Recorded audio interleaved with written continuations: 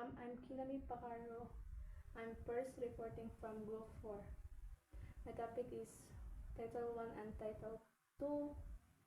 My first topic is Title and Declaration and Policy. Section 1. This act shall be now as the Philippine National Police Reform, the Recognized Act of 1998. So, ang Title and Declaration of Policy, siya ang nakadeclared sa Republic Act number 8551, siya ang nakadeclared ng dapita. Section 2. Section 2 is Declaration of Policy and Principle. It is declared the policy of the state established and higher effective and committed and police force with a national in scope, the civilian and character, administered and controlled by National Police and Commission. So, ang Declaration of Policy and Principle, siya nakakontrol siya sa Philippine National Police or PNP shall be committed on service-oriented and against responsibility from the maintenance of peace and order and police safety. And ikadua rin kay Title 2, the role of PNP on Title 2, the role of PNP and counterinsurgency function. Section 3, Section 2 of the Republic Act number 6975. Section 12, the relationship of department with the Department of National Defense. So, ang relationship of the department with the department. So, nana din ang PNP support, AFP combat operation, and Bureau Fire Protection and Bureau Jail of Management. Naan sila tanan daga medyo nagsabot ay nag-ipon na sila tanan kay mag-support ay na jail. Thank you. Good afternoon, ma'am. My name is Charlene Custodio Rosino. My topic is Title 3, the National Police Commission. Section 4, Section 13 of Republic Act number 6975 is hereby amended or read as follows. Section 13, Creation and Composition, a National Police Commission, hereinafter referred to as the Commission, is hereby created for the purpose of effectively discharging the function prescribed in the Constitution and provided in this Act. The Commission shall be an agency attached to the Department for Police and Program Coordination. It shall be composed of a person, 4 regular commissioners, and the Chief of PNP as ex-officio member. 3 of the regular commissioners shall come from the civilian sector who are neither active nor former members of the police or military. 1 of whom shall be designated as vice chairperson by the President. The 4th regular commissioner shall come from the law enforcement sector, either active or retired.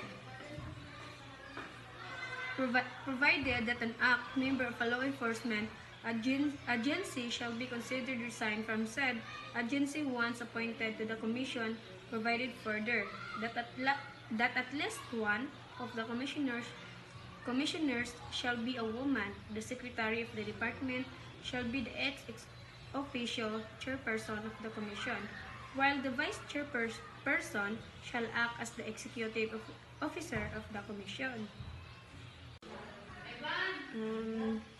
Section 5, Section 14 of Republic Act number 6975 is hereby amended to read as follows. Section 14, Powers and Function of the Commissions. The Commission shall exercise the following powers and functions. A. Exercise administrative control, operational supervision over the Philippine National Police, which shall mean the power to: number 1, develop policies and promulgate the police manual prescribing rules and regulations for efficient organizations, administration, and operation, including criteria for manpower allocation, distribution and deployment, recruitment, selection, promotion, and retirement of personnel, and the conduct of qualifying entrance and promotional examination for uniform members. So, sa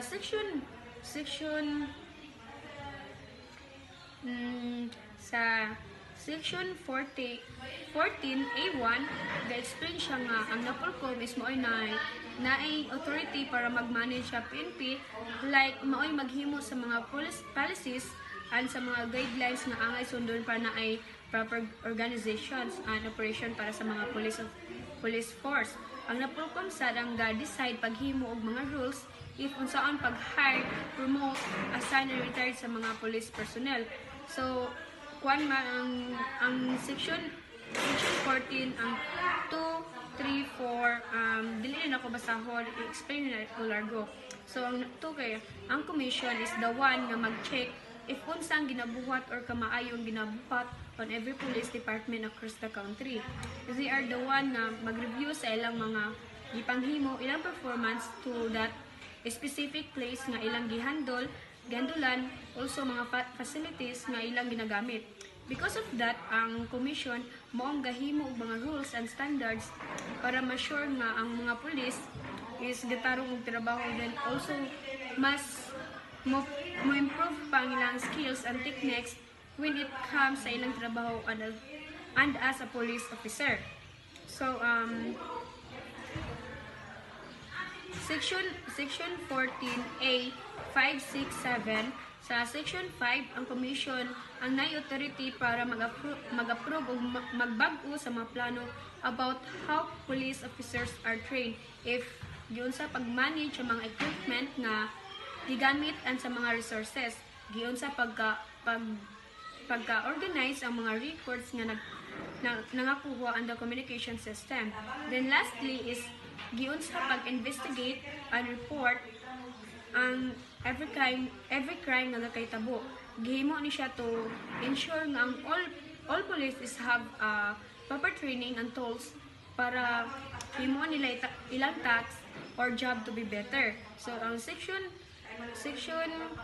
14 number 6 is so if ang police officer is na remove sa serbisyo by the PNP, ang commission is pwede pa niya ma-review or either i-agree ba niya or oturon ba ka ang desisyon or i-overturn ang desisyon sa PNP so that police officer pamaagi sa National Appellate Board just to have patas nga sistema para ma-sure nga deserve ba jud sa police officer nga mawala sa trabaho or not. So, Section 14 number 7. Sa number 7, ang commission also has the power para mag-handle sa appeals for administrative nga mga cases against sa mga police officer. Pasabot nga if na-feel sa police officer nga mga desisyon sa PNP is against sa ila is unfair na, pwede nila i-appeal dito sa commission para ma-desisyonan. So,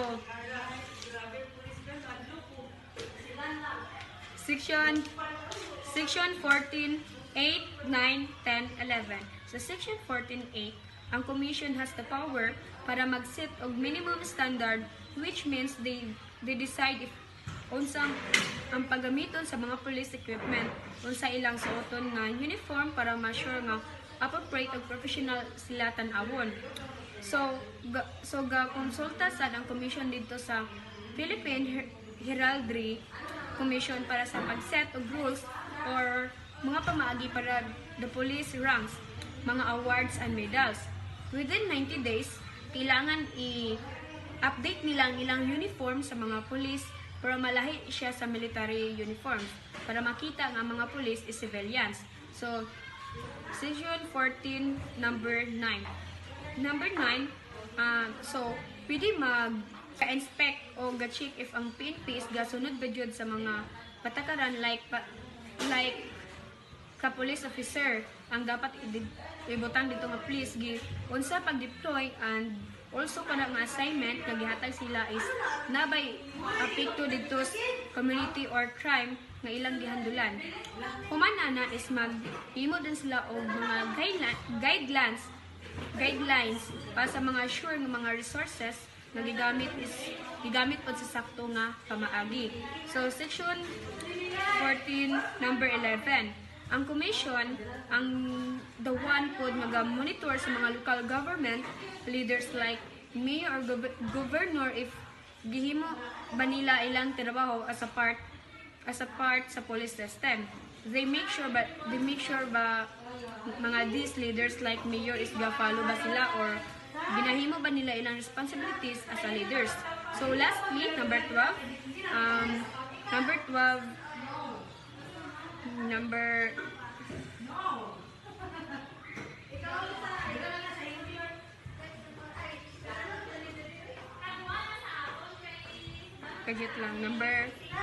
10.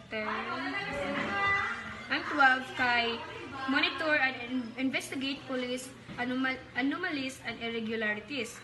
So ang commission ang ga-monitor ang ga-investigate sa any problem or mali nga hinimuan within the police force.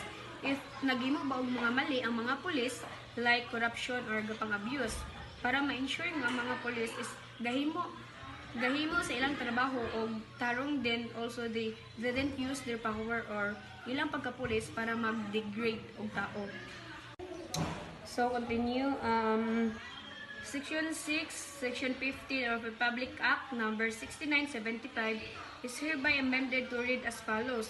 Section 15, Qualifications. No person shall be appointed regular member of the commission unless naikwan diri nga A, B, C. Dili na ako basahon kay taas na siya. I-explain na akong largo.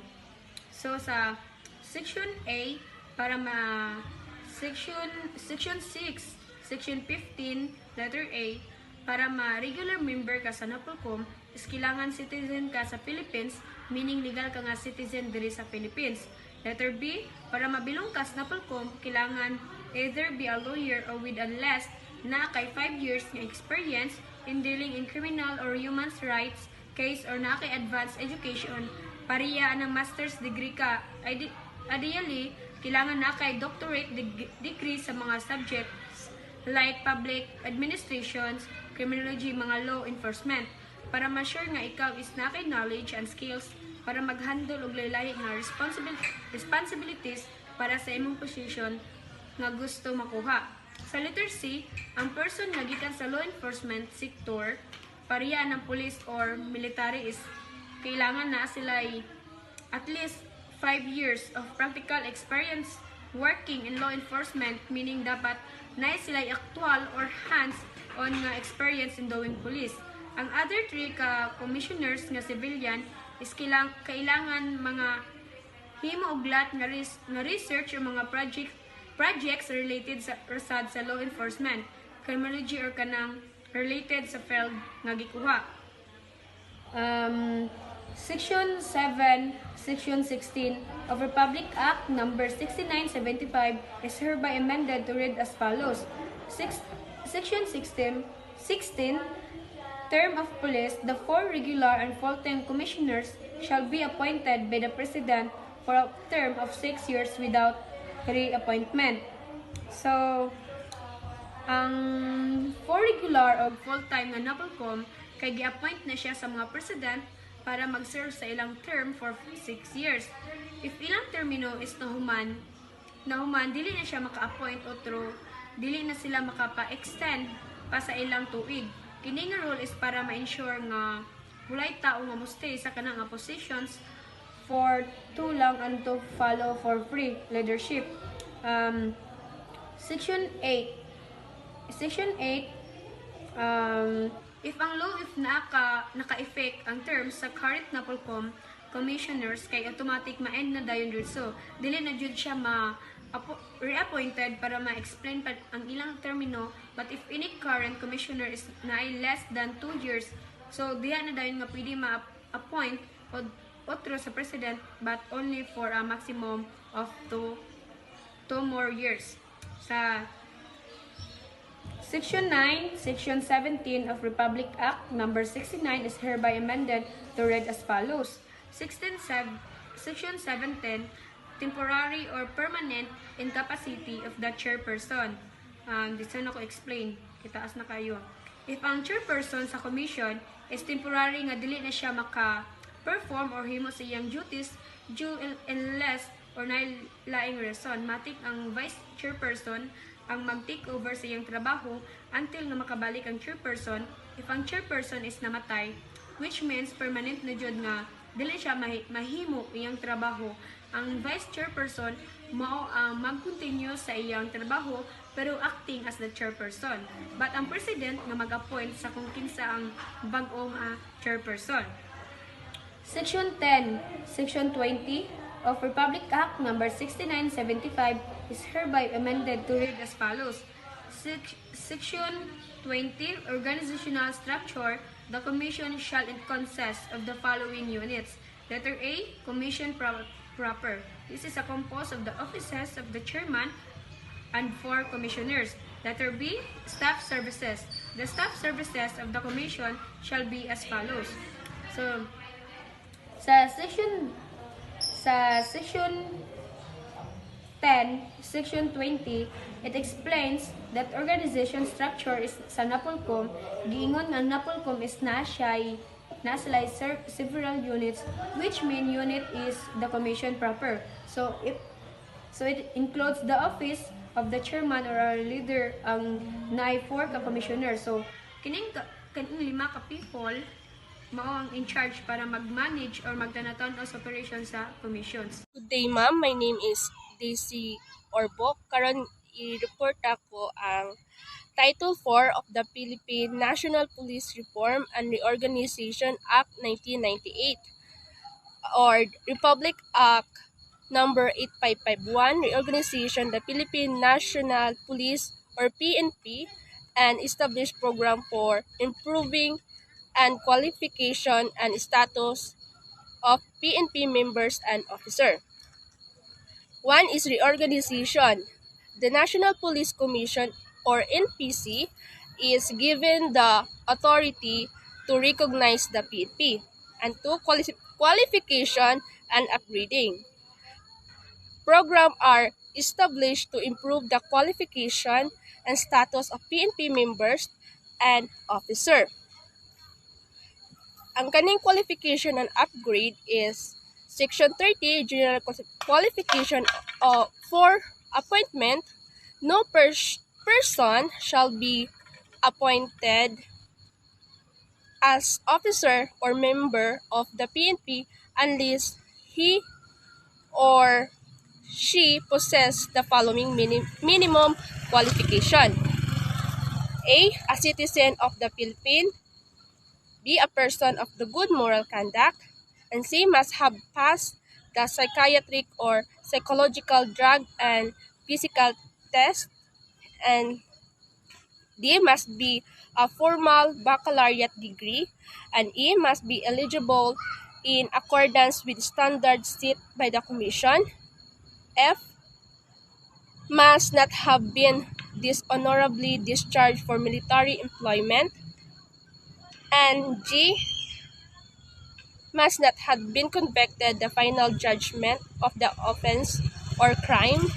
And H, must have at least 1 meter or 62 centimeter in height for male and 1 meter and 50 centimeter for female. For the weight, not more than less than 5 kilogram. For new applicant, must not be less than 21 more than 30 years of age, except for the last qualification. And katong 3 is promotion system. A promotion system is established based on a merit and vacant position. Attribution system. Attribution system for attrition is established for uniform personnel. Salary and benefits. Salary and benefits for PNP personnel are upgraded. Police entrance examination. The NPC is given the authority to administer police entrance examination and pre-charge investigation. The NPC is given the authority to conduct pre-charge investigation of police anomalies and irregularities.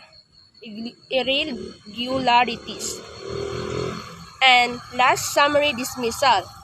The NPC is given the authority to summarily dismiss erring police officer. Magandang hapon ma'am, ako nga pala si Mr. Kirkiri at ang aking talakayin ngayong araw o ngayong umaga ay tungkol sa isang System for Uniform Personnel Relative Provision. Ayon sa Section 24, attrition system, the PNP must establish a system for attrition with 1 year and covering the following provision. Covering the following provision, dito na yung nalalaman at ano talaga ang attrition by maximum tenure in Section 25. Ayon sa Section 25, the maximum tenure in the appreciation is maximum tenure limits for a key position is chief and deputy chief also 4 years. And director of staff services 4 years din. Chief lang sila sa chief deputy. Regional directors 6 years and provincial city directors 9 years. Compulsory retirement applies upon reaching the maximum tenure of age 56. So, kapag edad na sila ng 56, we have to compulsory retirement kasi hindi nila kaya kapag sila ay magtrabaho na. Whichever comes first, unless extended by the President during war or national emergency. So, kapag retire na sila, kapag kailangan na sila natin ng ipabalik, pwede sila mag-service sa kanilang mismo sarili kung gusto ba nila mag-service ulit. So ayon sa Section 26 attrition by relief, personal relief for just cause and assigned for 2 years will be retired or separated. So ngayon, pupunta tayo sa Section 27. Section 27, attrition by demotion. So attrition by demotion, sabi niya, personnel demoted and not rising within 18 months to a commensurate position will be retired or separated. So, we move to Section 28. Section 28 by attrition by non-promotion, sabi niya, personnel not promoted for 10 consecutive years will be retired or separated. Sabi niya, kapag ang isang sundalo o ikaw ay nasa servisyo ng PNP, kapag 10 years ka na o 10 years promoted for 10 years consecutive, ay maaari ka nang mag-retire or lumayo na o separated. So, we move to Section 29. So, attrition by other means. So, personnel with at least 5 years of services may separated. So, ang ilan, personnel, 5 years sila na pag-services sa servisyo, pwede na silang mag-separated for efficiency o for performance in 2-3 annual meetings. So, wala silang masyadong performance sa kanilang trabaho o kanilang pinakasukan. So, physical or mental incapacity, ito ang dahilan sa kanilang pagbaba ng services, physical or mental incapacity, o so may sakit sila o hindi nila kayang tagal pa sa servisyo. So, failure or to meet requirements or exam career course. So, retirement or separation, ayon sa Section 30, personnel dismissed under the attrition system. So, ngayon, retire if they have at least 20 years of services. So, being separated if they have less than 20 years of service unless disqualified by law. Promotion system, Section 31 to 33. So, rationalized promotion o sabi ng Section 31. So, promotion is a base on merit. Merit is available vacancies on gender equality ayon sa Section 31. We move to Section 32. Ang tawag na promotion by position. So, promotion by position, section sa katito, personnel in key position can receive rank adjustment after 6 months but must meet qualification. So personnel, makakatanggap siya ng isang rank o rank adjustment after 6 months sa kanyang qualification. Makakatanggap siya. Requirements for promotion sa section 33. Section 33, requirements for promotion, sabi niya, passing exam, training, and drug psychological test. So, kailangan sila makapasa sa training and drugs and psychological test. Clearance from administrative or criminal cases. Acts of extraordinary course can lead to automatic promotion. Upgrading of salary and benefits ayon sa section 31-38. So, ngayon, sa pag-retirement nila, ano ba kanila ang matatanggap kapag nag-retire sila sa kanilang serbisyo? So, ayon sa section 34, monthly retirement fee start at 50% of base fee after 20 years. So, pag after 20 years sila retirement, makakatanggap sila ng 50% of base by the of 20 years sila retirement. Increasing to 90% for 36 years. Kapag 36 years, dadagdag.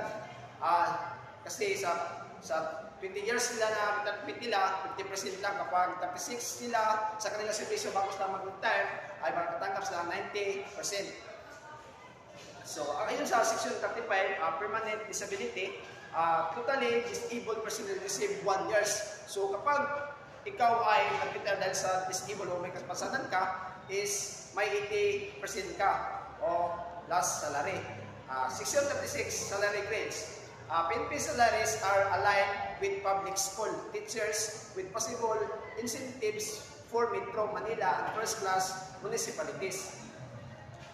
Section 37, early retirement program, officer with 10+ years of services can retire with benefits to rank higher. Kung ikaw ay 10 years ka lang sa servisyo mo, magkatanggap ka lang ng dalawang ranggo na taas-taasan. And then, provide immediate condition, no pending cases, not scheduled for separation. So, ayon sa section 38, rationalize retirement benefits, retirement schedule with retroactive effect will be developed with a year, covering previously retired personnel unless disqualified for cause. So, retirement dapat mayroon ka ng magandang nagawa sa inyong pagservisyo. So, doon lang po natatapos ma'am, at kung nagtataka ka na wala akong mag-swalid kasi mataas talaga ang report ko ma'am, sinasamari ko lang po para maging masahe. At doon lang po natatapos ma'am, thank you. So let's continue our topics. Number 49, disciplinary recommendation of the Internal Affairs Service. Bisan kinsa sa uniform personnel sa PNP found guilty sa bisan unsa nga kaso nga gimension sa section 39 o bisan kinsa nga superior nga nagdali or nag-supervise found negligent or wala bali-baliha under sa section 48 shall be recommended automatically para ma-dismiss or demotion sa iyang kaso. Yon, section 50 appeals. Ang mga desisyon nga gihimo sa mga provincial inspector ipasa didto sa Internal Affairs Service Office sa area may be appealed to National Office through the Office of Inspector General. So, Section 51, compliance against the Internal Affairs Service. So, ang mga reklamo against sa any personnel or office of the Internal Affairs Service shall be. Good day, ma'am. My topic is all about the Title VI disciplinary mechanisms of Section 52, Section 41 of Republic Act Number 6975, that the Act outlines the processes and authorities for handling complaints and disciplinary actions against member of the Philippine National Police or PNP. The Section 41 citizen complains that complaints can be filed against PNP members with different authorities based on the severity of the offense. For the Chief of Police, punishable by up to 15 days. For the mayors, punishable between 16 to 30 days. And for the People's Law Enforcement Board or PLEB, for offenses punishable by over 30 days or dismissal. Next is the internal discipline. Supervisors can impose administrative punishment for minor offenses, which include Chief of Police up to 15 days, provincial directors up to 30 days, and regional directors up to 60 days, including their dismissal powers, and the chief of the PNP up to 180 days or dismissal. Next is the exclusive jurisdiction. Ito ay ang mga reklamo ay dapat dinggin ng naaangkop na otoridad sa pagdidisiplina na pumipigil sa maraming pagsasampa para sa parehong issue. And next is the summary dismissal powers of Section 42 na ang National Police Commission or NAPOLCOM at ang mga senior official ay maaaring tanggalin ang mga membro para sa mabibigat na kaso na may matibay na ebidensya, recidivism o masagawa ng hindi pagiging opisyal.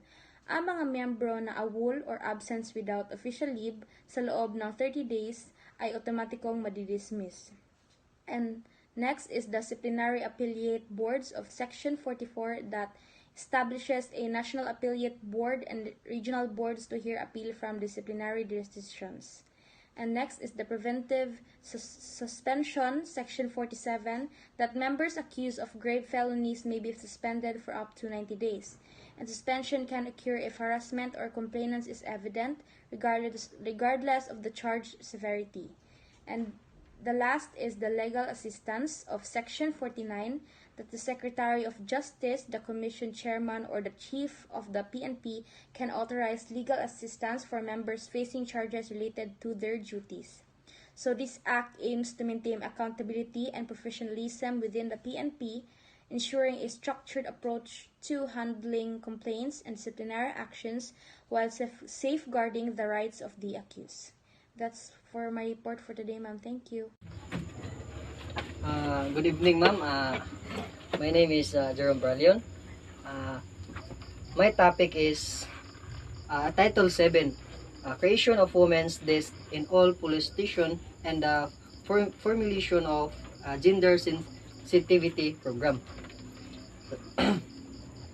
Section 57, Creation and Function. The PNP shall establish Women's Desk in all police stations throughout the country to administer and attend the cases involving crimes against chastity, sexual harassment, abuses committed against women and children, and other similar offenses. Provided that municipalities and cities presently without policewomen will have 2 years upon the effectivity of this act, within which comply within requirements of this provision. Example, woman in a rural community is a victim of domestic violence. She feels intimidated by the male officers at the local police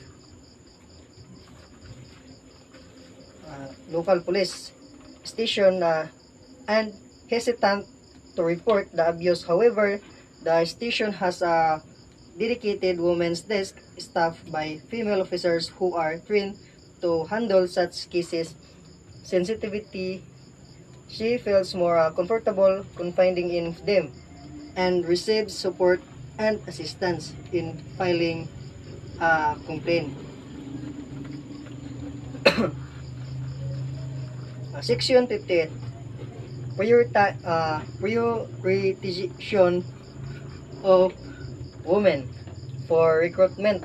Within the next 5 years, the PNP shall prioritize the recruitment and training of women who shall serve in the women's desk. Pursuant to this requirement, the PNP shall reserve 10% of its annual recruitment training and education quota for women. Example, a woman in example, the PNP is recruiting a new officers, a woman with a strong academic background and a passion for a community service.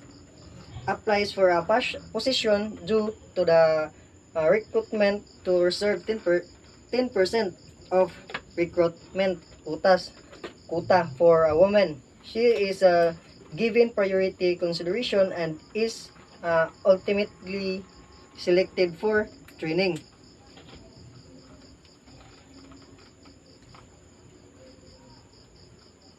Section 59, Gender Sensitivity Program. The Commission shall formulate a gender sensitivity program within 19 days from the effectivity of this act to include but not limited to the establishment of equal opportunities for women in the PNP, the prevention of sexual harassment in the workplace, and the prohibition of discrimination on the basis of gender or sexual orientation. Example of gender sensitive program. A male officer makes inappropriate comments towards a female colleague. The officer is reported to the PNP in gender sensitivity program, which investigate the incident and provides training to officer on appropriate workplace behavior. The program also offers support and resources to the female officer who experience the harassment. Section 60, Administrative Liability. Any personnel who shall violate the established rules and regulation regarding gender sensitivity and gender equality shall be suspended without pay for not less than 30 days and shall undergo gender sensitivity seminar or training, provided that any personnel who violates the rules more than twice shall be recommended for demotion or dismissal from the PNP. Example, a police officer found to have discriminated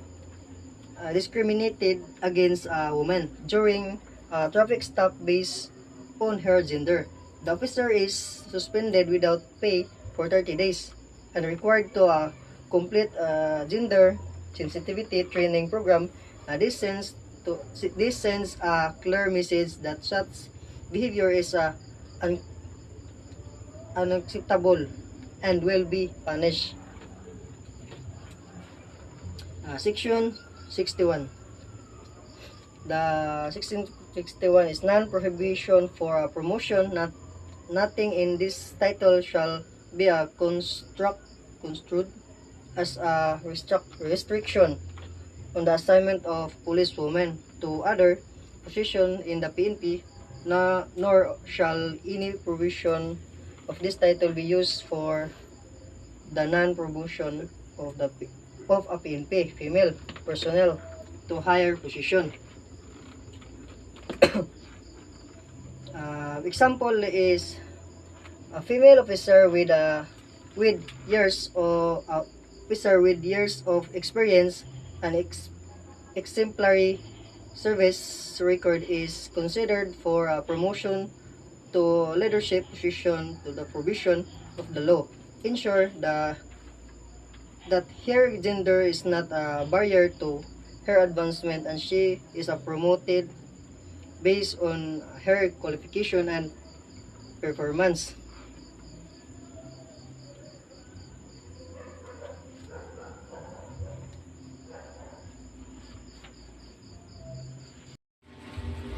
Good morning, ma'am. My name is Carlo Maligmat. My topic is Title 8, Local Government Executives have several roles in administration of the Philippine National Police, including operational supervision and control. City and municipal mayor have operational supervision and control over PNP units in their jurisdiction except during election period. Then, administrative disciplinary powers. Mayors can impose disciplinary penalties or minor offenses committed by PNP members in their jurisdiction. Choosing the chief of police. Mayors can choose the chief of police from the list of 5 eligible candidates recommended by the provincial police director. Recommending PNP members' appointments. Mayors can recommend the appointment of new PNP members. Recommending PNP members' transfer. Mayors can recommend the transfer, reassignment of detail of PNP members, conducting inspection and audits. Local governments executive can inspect police force and units and conduct audits. Choosing the provincial director. Provincial governors can choose the provincial director from a list of 3 eligible candidates recommended by the PNP regional director. RA 8551 Section 62 of the Philippine National Police Reform and Reorganization Act of 1998, Republic Act 8551, give the Commission of the power to direct day-to-day function of the Philippine National Police. Operations, supervision, and control.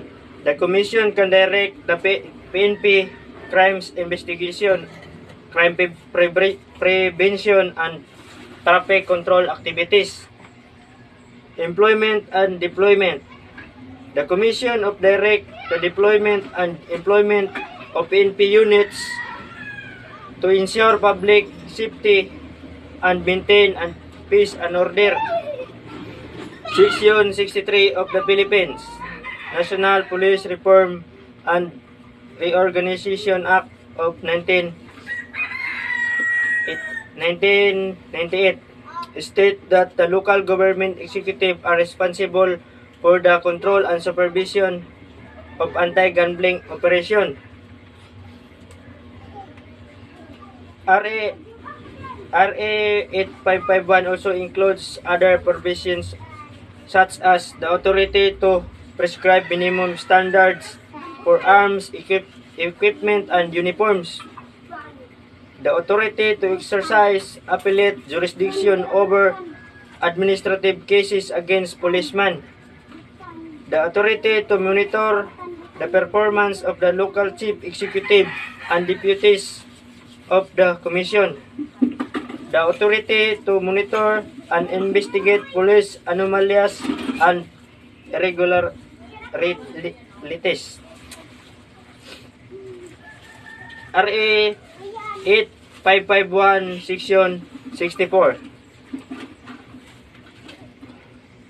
allows the filing of the administrative complaint against PNP members when the charge is serious under strong evidence of guilt, when the respondent is recidivist of the has been charged and repeatedly, when the respondent is guilty or a serious offense that unbecoming of the police officer, when PNP member is AWOL for at least 30 days. The complaints that can be filed with the National Police Commission, the Chief of Police, PNP, and PNP Regional Director.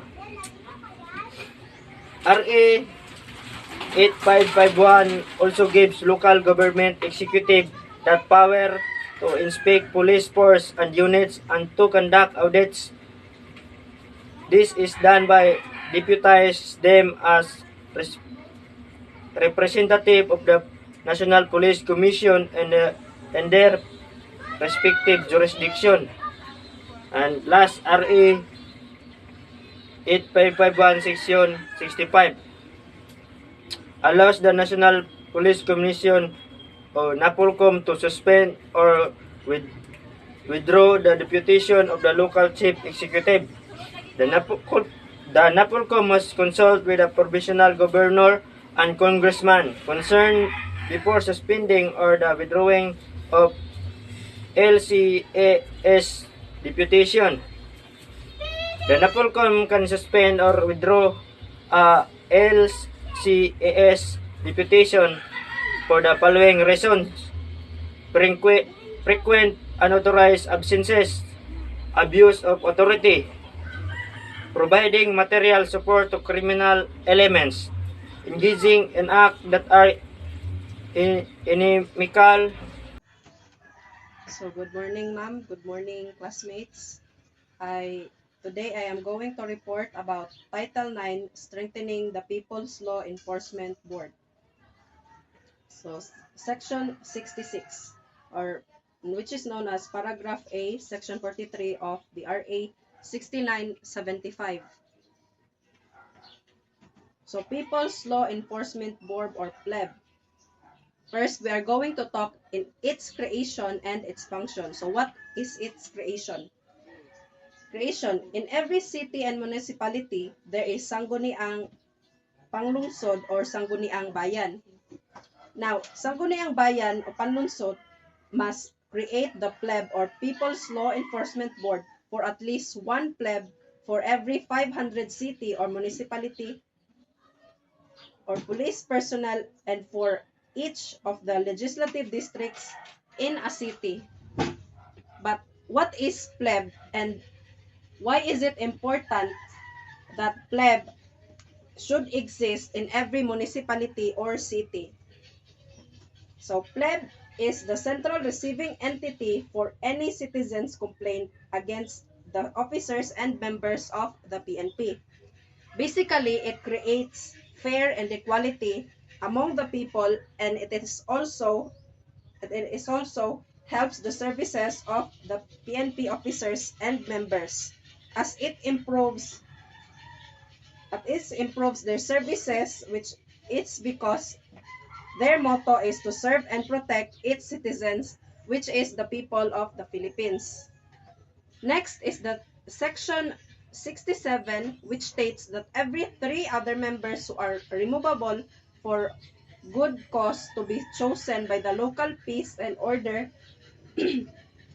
council from among the respected members of the community, known for their probity and integrity, one of whom must be a woman and the other a member of the bar, or if not, a college graduate or the principal of the central elementary school in the locality. Halimbawa, na-establish na ang PLEB sa municipality, tapos may isang pulis na nangharas ng isang civilian. Di ba risky kung maghahain siya direkta sa police station dahil baka malagay pa sa langanin ang buhay niya? So saan siya lalapit? Siyempre sa PLEB. So doon maghahain ng reklamo yung nasabing civilian, at ang chairman ng PLEB or ang nag-receive ng complaint ay kailangan mag-file sa proper disciplinary or adjudicatory authority within 3 days. Tapos, ang PLEB mismo ay may kakayahang mag-request ng preventive suspension and may ask any authority superior to impose preventive suspension against that certain complained police officer lasting up to a period. So, para hindi rin malagay sa alanganin yung buhay ng nasabing biktima or ng complainant, ang buhay niya, at para ma-prevent din na matamper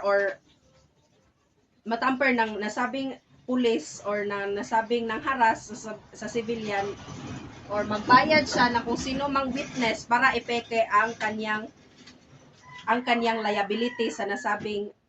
So good day everyone. So my topic for today is the Title 10 of the 8551, which is the transitory provision. Under this title is the Section 72, the transition, which state that the provision on the reorganization and the civilization of the PNP and the devolution of the police capabilities to the local police forces shall be effected within 3 years after the effectivity of the act. So, as stated of Section 72, it means that like sa qualification of rank of the PNP is nag-change siya through the years, then in the present is lahi na siya, then if dili ka mo comply daw ato is possibility is ma effect ka sa imong trabaho. Ang maybe mahimo na kag civilian if dili ka mag-comply ato nga mga qualification. You need to train again and for you to stay on your position as a police officer, because the act mandated that, and it state that the reorganization is of the organization, and you should follow the qualification of the new form, like the qualifications of the rank, then it changes through the years. So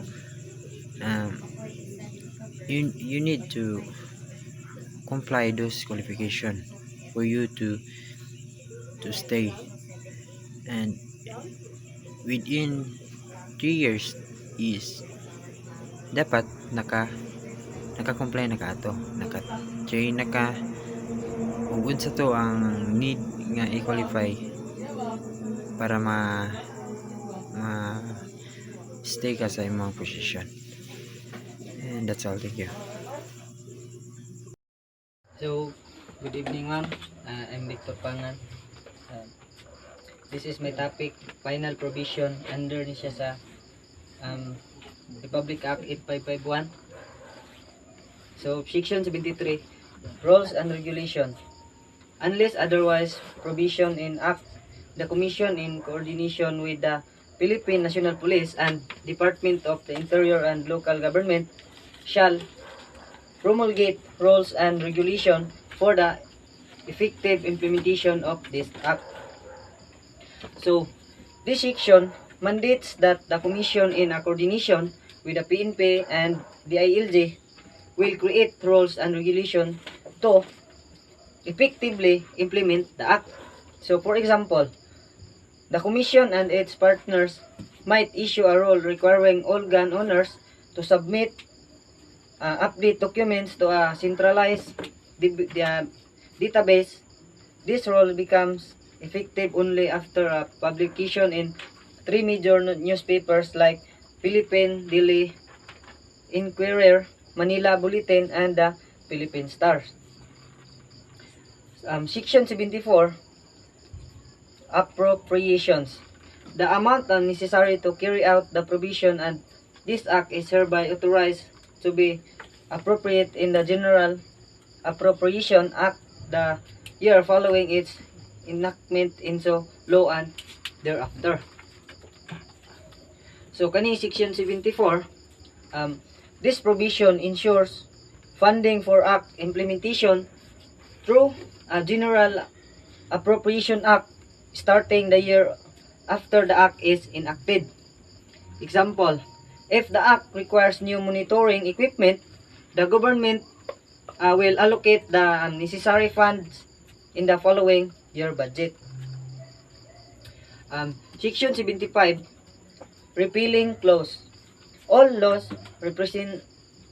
presidential decrees, letter of instructions, executive orders, rules and regulations, insofar they are inconsistent with this act, are hereby repealed or amended as the case may be.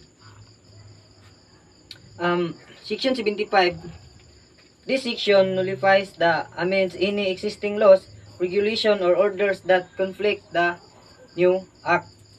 For example, if there an older law allowing an unrestricted carrying of firearms in public, it will be repealed or adjusted to align with the stricter rules of this act. Section 76, separability clause. In case in provision of this act or any portion thereof is declared unconstitutional by a complement court, other provision shall not be affected thereby. So kini section 76 is if a specific part of the act ruled unconstitutional and rest of the act remains valid, enforceable.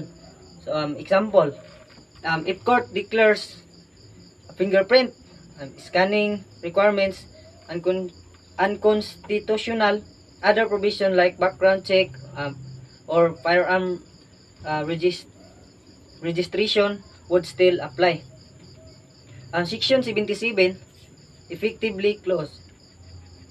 This act shall take effect after its complete publication in at least 3 newspaper of general circulation. So kaning effectively clause is the act becomes effective only after it has been fully published in at least 3 widely circulated newspapers.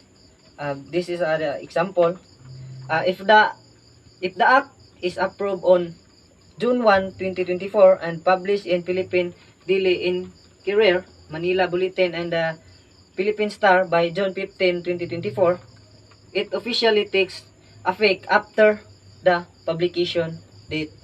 So that's all, ma'am. Thank you.